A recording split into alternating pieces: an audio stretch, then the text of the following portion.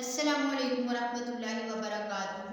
آج ہم پڑھیں گے فعل ماضی۔ فعل ماضی وہ فعل ہے جس میں کسی کام کے ہونے یا کرنے کو گزشتہ زمانے میں ظاہر کیا جائے۔ مثلاً کاتبہ اس ایک آدمی نے لکھا، قتلہ اس ایک آدمی نے قتل کیا، قالا اس ایک آدمی نے کہا۔ آج ہم فعل ماضی مرفوع کی گردان قالا کے بارے میں پڑھیں گے۔ قالا اس ایک آدمی نے کہا، واحد مذکر غائب۔ قالا ان دو آدمیوں نے کہا، تثنیہ مذکر غائب۔ قالوا ان سب آدمیوں نے کہا، جمع مذکر غائب۔ قالت اس ایک عورت نے کہا، واحد مؤنث غائب۔ قالتا ان دو عورتوں نے کہا، تثنیہ مؤنث غائب۔ قلنا ان سب عورتوں نے کہا، جمع مؤنث غائب۔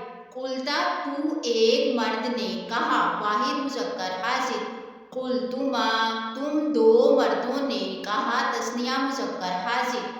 قلتم تم سب مردوں نے کہا، جمع مذکر حاضر۔ قلتی تو ایک عورت نے کہا، واحد مؤنث حاضر۔ قلتما تم دو عورتوں نے کہا، تثنیہ مؤنث حاضر۔ قلتن تم سب عورتوں نے کہا، جمع مؤنث حاضر۔ قلت میں نے کہا، واحد متکلم۔ قلنا ہم سب نے کہا، جمع متکلم۔